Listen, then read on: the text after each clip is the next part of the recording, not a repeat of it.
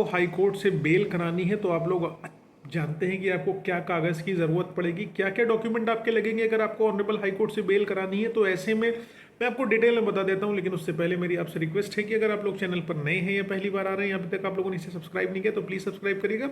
साथ ही साथ एक हम्बल रिक्वेस्ट और, अगर आप मुझसे पर्सनली मिलना चाहते हैं लखनऊ, दिल्ली, इलाहाबाद में, तो अपनी अपॉइंटमेंट शेड्यूल कराकर मुझसे मिल सकते हैं। आपको नंबर डिस्क्रिप्शन में मिल जाने वाला है, लेकिन डायरेक्ट कॉल नहीं करनी है, पहले अपॉइंटमेंट फिक्स करानी है व्हाट्सएप के थ्रू, फिर हमारी आपकी आराम से बात हो जाएगी। तो जमानत प्राप्त करने के लिए आपको सबसे पहले हमेशा की तरह ही नीचे की अदालत में जाना पड़ता है, यानी कि लोअर कोर्ट में। लोअर कोर्ट में जमानत आप दाखिल करें, जमानत आपकी किसी रीजन की वजह से खारिज हो गई, जो ज़्यादातर वहां पर खारिज हो जाती है, उसके बाद आपको आना होता है हाई कोर्ट, ऊपर की अदालत में। डायरेक्ट हाई कोर्ट आप बाईपास करके नीचे नहीं आ सकते, आ भी सकते हैं लेकिन आपको नुकसान हो जाएगा।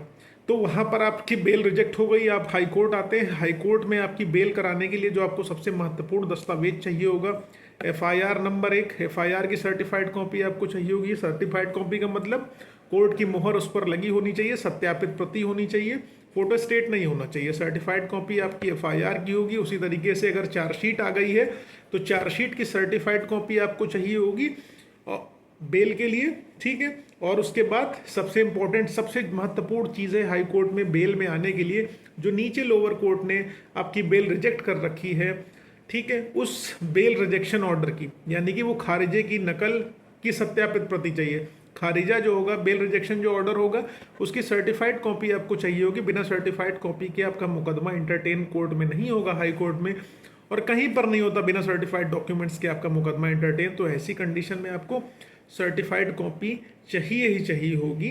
और जब सर्टिफाइड कॉपी आप लेके आएंगे तो उसी हिसाब से आपके वकील साहब बेल डालेंगे। सबसे इंपॉर्टेंट चीज़, केस डायरी जरूर लेके आइएगा बेल में। केस डायरी लाने से ये होता है कि कम से कम दरोगा ने क्या विवेचना कर रखी है, किनका किनका स्टेटमेंट हुआ, वो सारी चीज़ें केस डायरी में रह के क्लियर हो जाती है। तो केस डायरी के साथ आएंगे तो आपके वकील साहब को जमानत कराने में आपकी बड़ी मेहनत नहीं करनी पड़ेगी, हेल्प मिलेगी, और बहुत ज़्यादा हेल्प केस डायरी से मिल जाएगी, क्योंकि दरोगा की सारी विवेचना उसमें स्पष्ट लिखी रहती है। उसने कितने सही तरीके से विवेचना करी है कि गलत तरीके से विवेचना करी, आपके वकील साहब जान जाएंगे। उन लूप होल्स को उजागर करके आप बेल पाने में सक्षम हो जाएंगे। तो उम्मीद है आपको क्लियर हो गया होगा कि किन डॉक्यूमेंट्स की आपको ऑनरेबल हाई कोर्ट में बेल में जरूरत है। Thank you so much. जय हिंद, जय भारत।